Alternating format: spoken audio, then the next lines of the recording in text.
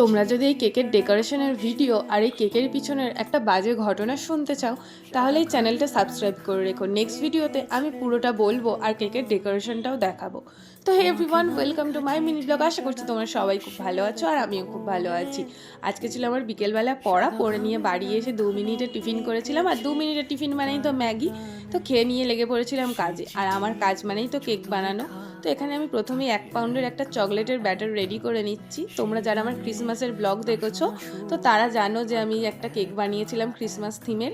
তো সেই থিমের যে কেকটা বানিয়েছিলাম ওটা ছিল চকলেট ফ্লেভারের। আর এই ভিডিওটা কিন্তু অনেকদিন আগেকার, আজকে আমি পোস্ট করছি।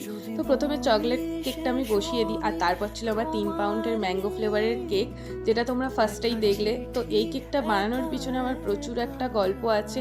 গল্প না, খুব বাজে একটা ঘটনা ঘটেছে এই কেকটা ডেলিভারি করার পরে। সেই সবটা আমি তোমাদের সাথে শেয়ার করব নেক্সট ভিডিওতে।